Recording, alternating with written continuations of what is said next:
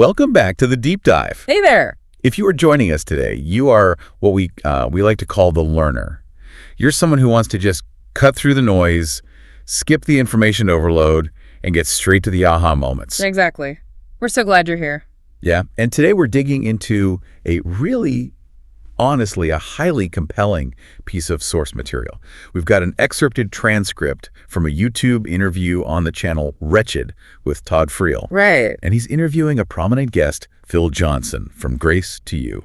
It's a remarkably candid conversation, too. I mean, they cover just an incredible amount of ground. Yeah, they really do. They look at the macro historical trends, but also the micro day-to-day operations of the contemporary church world. Right. Which brings us to our mission for this deep dive. Yeah. We're going to explore Johnson's pretty provocative claim that the evangelical Christian movement is currently at a historic low point. Yeah, he doesn't hold back. No, he doesn't. But we're also going to zoom in. We want to look at the actual mechanics of how sweeping megachurch leadership transitions work, specifically focusing on Grace Community Church and what history tells us about the lifespan and the future of our institutions. And because this conversation touches on some hot-button cultural issues, it's really important we set the stage clearly for you before we dive into the text itself. Yes, very important. Just a quick heads up for you, the listener. Johnson uses terms like wokeism and social justice to make his points today. Right. Our job here isn't to take a political stance or pick sides on those issues, whether left-wing or right-wing. We are just here to neutrally unpack the viewpoints presented in our source material. Exactly. We just want you to clearly understand the mechanics of his argument. Right. Okay, let's unpack this, starting with this overarching claim Phil Johnson makes right out of the gate. He basically tells Todd Friel that the evangelical movement is practically at its absolute lowest point. Yeah. If we connect this to the bigger picture, it really helps to understand how Johnson views history. Because he doesn't see human history as this straight upward line of continuous progress. Like things just getting better and better. Right. He sees it as cyclical. He argues that if you look at church history, it follows the exact same course time after time. Okay. You have these periods of intense, vibrant belief, followed inevitably by periods of apostasy. Just to pause for our listeners here, when we use a heavy theological term like apostasy, what exactly are we talking about in this context? That's a great question. Apostasy essentially means a formal disaffiliation from or abandonment of core beliefs. Okay, so a falling away. Exactly, falling away from foundational principles. And Johnson points to a very specific historical event to back this up called the downgrade controversy. Right, I saw that. The text mentions a man named Robert Schindler. Who was he, and how does he fit into this whole downgrade thing? So Robert Schindler was a close friend and associate of Charles Spurgeon, the famous 19th century English preacher. Oh, wow, okay. Yeah, and Schindler wrote an article titled The Downgrade. His central argument was exactly what Johnson is talking about today. That history is a cycle. Right. That church history is a continuous, predictable cycle of fervent belief, followed by a slow slide into apostasy. And Johnson notes that fighting against this theological slide absolutely dominated the final years of Spurgeon's life. And it's a pattern Johnson traces all the way back to antiquity, right? Yeah. And he points you straight to the biblical book of Judges as the classic template for this. He does. In the book of Judges, you see this very clear sociological and spiritual pattern. A leader, a judge, rises up, delivers the nation from crisis, and things look completely triumphant. But it's only for a brief season. Right. Almost as soon as the victory is won and that leader is gone, the people fall right back into apostasy. They completely forget the foundational principles. Wow. And Johnson notes that this exact same pattern of development, degradation, revival, and then degradation again has continued relentlessly since the Protestant Reformation. Which is such an interesting framework for you to consider. Because when you look at history, not as a straight line of progress, but as a swinging pendulum, current events that feel so chaotic suddenly feel a lot more like a predictable cycle. Very true. But Todd Friel, the interviewer, he actually pushes back on this hard. He does. He basically says, and this is a fantastic phrase, hold the phone, Henrietta. Yeah, I loved that part. He argues that things were going great just, quote-unquote 5 minutes ago. Yes, and Friel specifically points to an organization called Together for the Gospel, or T4G, as his primary evidence that the movement was recently riding high and unified. Right. And this serves as a really illuminating case study for Johnson's argument. T4G was originally designed to unite people across different denominations around very specific core theological concepts. Mainly the doctrine of the atonement and justification by faith. Exactly. It was literally built right into their name. They were together for the gospel. Before we move on, can we get a quick translation on those terms? Yeah. Doctrine of the atonement and justification by faith sound like a seminary vocabulary test. Fair point. To put it simply, the doctrine of the atonement refers to how Jesus' sacrifice mends the broken relationship between humanity and God. Okay, got it. And justification by faith is the belief that a person is made right with God entirely through their belief and trust, rather than by earning it through good works. So T4G was founded to keep everyone hyper-focused on those vertical foundational concepts. Yes. But according to Johnson, that intense unified focus didn't last long at all. No. He claims that trajectory only held for maybe 4 or 5 years at most. Wait, only 4 or 5 years? Yeah. That seems incredibly fast for an organization built on such foundational concepts. How exactly does a group derail that quickly? According to Johnson's assessment, it comes down to a shift in focus. He asserts that after that brief initial window, the key players in the T4G movement got swept up in what he refers to as wokeism and the social justice battle. Yeah. From Johnson's perspective, these horizontal sociological issues caused the movement to veer off its foundational theological topic almost instantly. And just maintaining our impartial lens here, we're seeing Johnson's belief that these social movements acted as a fatal distraction. Precisely. It shifted the primary conversation from shared theology to highly debated social issues. Right, and the result of that shift, that organization, T4G, eventually dissolved entirely. It doesn't even exist anymore. Wow. It perfectly illustrates his pendulum theory, a moment of intense unity and belief, followed rapidly by a loss of focus and structural collapse. Which brings up the next major issue they discussed, the leadership void. Friel brings up the reality that the evangelical movement has lost some monumental figures recently. Some massive figures, yeah. The source specifically mentions the passings of R.C. Sproul, Vadi Baucham, Dr. John MacArthur. And for listeners who might not be immersed in this world, these are just local preachers, right? Not at all. These are foundational figures who shape the theology of millions. R.C. Sproul was legendary for making deep theology accessible to the layman. Yeah. Vadi Baucham is known for his sharp cultural apologetics, and John MacArthur is an absolute titan of verse-by-verse biblical exposition. And Friel likens these men to the center of a hubcap that held all the various spokes of the movement together. Right, and with them gone, or transitioning out, there's this perceived vacuum. But this is where Johnson offers a really counterintuitive perspective. Friel assumes the health of the movement depends on these high-profile leaders holding the center. Yes. But Johnson vehemently disagrees. He asserts that the gospel has actually never advanced in the history of the church because of majority opinion or widely popular celebrity pastors. In fact, Johnson argues that whenever the majority grabs hold of gospel enthusiasm, it usually fades quickly or veers off track, just like the T4G example. Interesting. Instead, Johnson points to the concept of the remnant. What exactly does he mean by the remnant? He says God always works through a remnant obscure men in small obscure places who are just quietly and faithfully preaching the word without looking for accolades. Just doing the work. Exactly. He says the influential leaders of the past trained up numerous young guys who are out there doing exactly that right now, completely under the radar. He even uses Moses as an analogy for this kind of quiet preparation, right? Yes, and it's a brilliant comparison. Moses wasn't groomed in the spotlight to be a great leader. He spent 40 years on the backside of the desert. 40 years. Yeah, that deep obscurity was his training ground. That was where his character was forged and where he truly came to know Jehovah long before he was ever given a platform of influence. Contrast that with today's landscape. We have YouTube influencers and Twitter or ex-celebrities who are constantly chasing algorithmic hits, virality, and popularity. Right. Johnson argues that this modern social media sensation model is fundamentally antithetical to how God works. Now, he is careful to add a caveat. He concedes that some good can come from digital media, and there are individuals speaking the truth there without compromise. Yeah. But his core analysis is that the psychological mindset required to chase virality clashes with the quiet faithfulness and slow character development of the remnant. Here's where it gets really interesting, though, because Johnson introduces this fascinating paradox. On one hand, he just finished criticizing the celebrity model and praising the obscure pastors. Yeah. But on the other hand, he says that if you are going to have leaders with the steady, widespread, decades-long influence of a Sproul or a MacArthur, that ascendancy must be accompanied by an institution. It's a critical distinction. He argues a social media sensation isn't enough to ground a generational movement.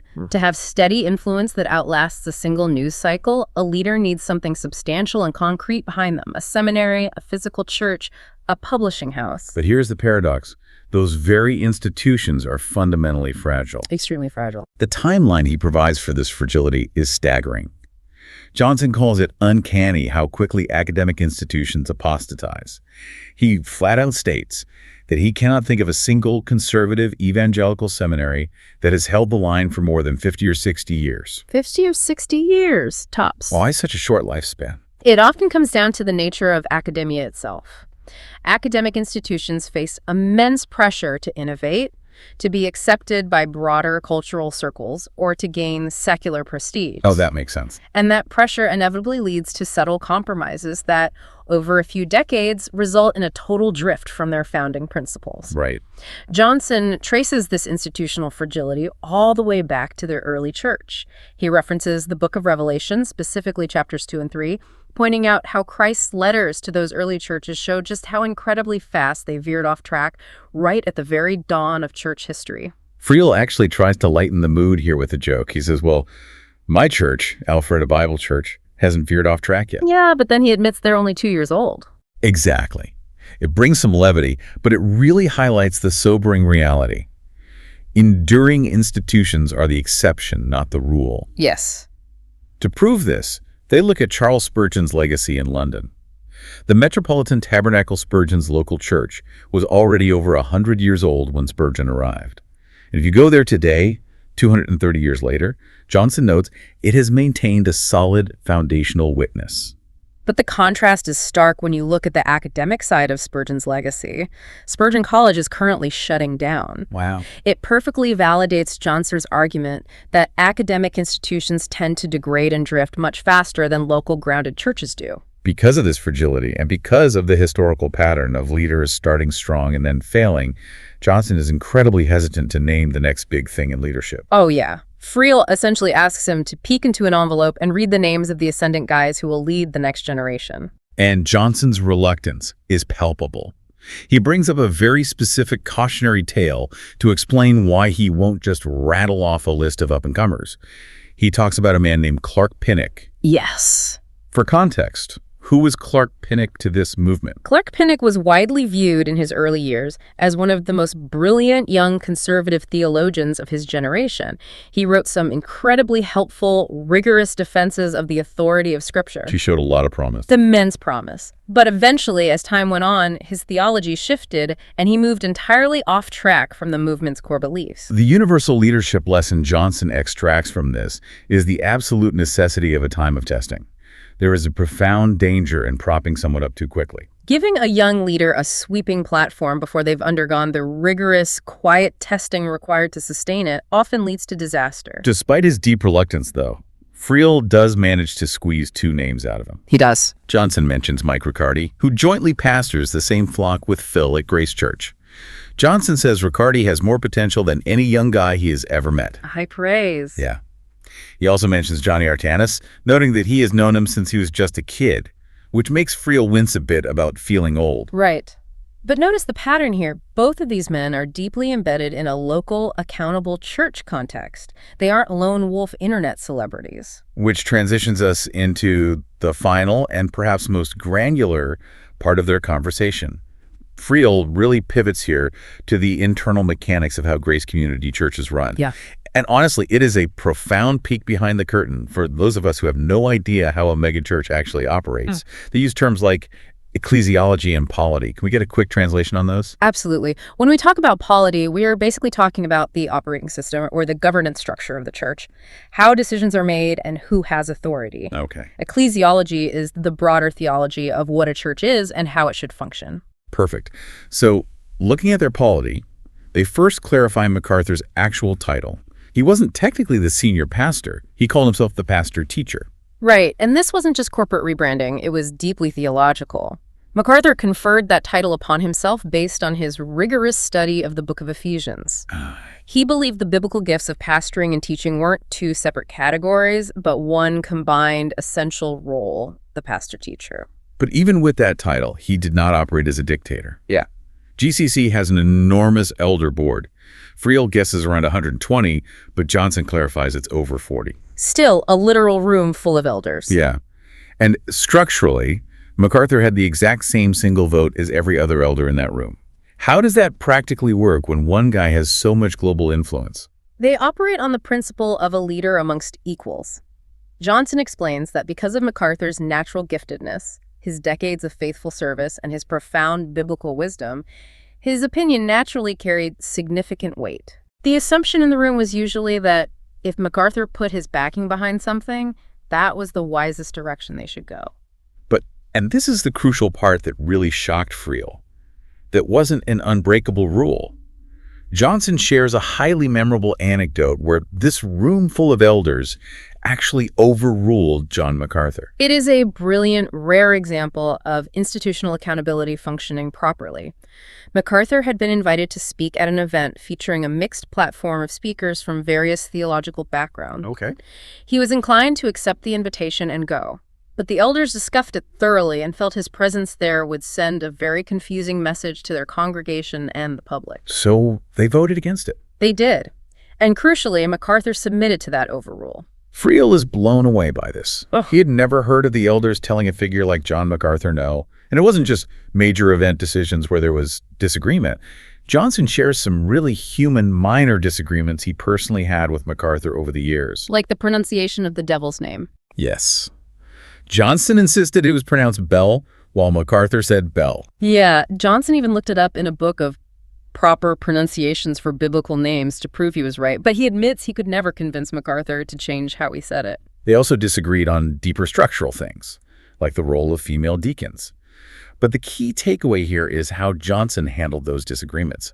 He explicitly states that he would never air those grievances on Twitter or make a big public spectacle out of them because it doesn't do any good. It is a masterclass in internal institutional loyalty versus the performative online outrage we see so often today. Absolutely. All of this rich context regarding how GCC's elder board functions brings us to the most pressing question of the interview succession. Who fills that substantial void? Yeah, what does this all mean for the immediate future? Friel wants to know when we're going to hear an announcement about a new senior pastor or pastor-teacher at Grace Community Church. Right, and the answer is characterized by deliberate, almost stubborn patience. Exactly. Johnson explains there is absolutely no urgency to fill that role. They aren't scrambling to find a new face for the franchise. He notes they have oodles of capable men who can handle the biblical exposition from the pulpit. In fact, as of this conversation, they do not even have a formal list of nominees. Why? Because, as Johnson puts it, they are terrified of getting the wrong guy. Yeah. They would rather take a sweeping amount of time with a very careful, methodical candidating process than rush to put a new figurehead in place. They rely entirely on the collective biblical wisdom of that 40-man elder board to maintain the course. But Friel pushes him on a very specific timeline. He reminds Johnson that he had previously made a prophecy in a YouTube video that a replacement would be announced in the year 2026. And this brings us to an incredibly timely detail for you, the listener. Today's date is March 3rd, 2026. This timeline is happening right now. In the source material, Johnson actually agrees with Friel's 2026 prophecy. He tells Friel that his prediction is likely going to be correct. But he gives a very specific trigger for when the process will formally begin. Yes, Johnson states that the formal discussion will begin shortly after the Shepherds Conference. He notes that there is simply too much going on before the first or second week of March, which is when that massive conference takes place. Which means, if you are listening to this deep dive on the day of release, March 3, 2026, the Shepherds Conference is happening basically right now. It really is. Those high-stakes, closed-door conversations about who will carry the torch of one of the most influential pulpits in the world are likely kicking off this very week. It takes this broad historical and theological theory and makes it incredibly urgent and present. What's fascinating here is the stark contrast in timelines we have explored today. On one hand, you have human nature, especially in our modern digital age, constantly seeking quick fixes, instant celebrity, and immediate influence. We want the overnight sensation. Right. But on the other hand, the source material argues that true, enduring legacy requires the exact opposite. It requires the quiet faithfulness of the remnant, a long time of testing and obscurity, and rigorous, sometimes painfully slow institutional accountability. Yeah. Whether we are looking at the centuries-long pendulum swings of belief and apostasy, or the incredibly patient succession plan of a single megachurch elder board, the message is clear. Depth takes time. It really does. And it leaves me with a final thought I would love for you, the listener, to chew on. Mm-hmm. We have talked a lot about history being a swinging pendulum rather than a straight line of progress.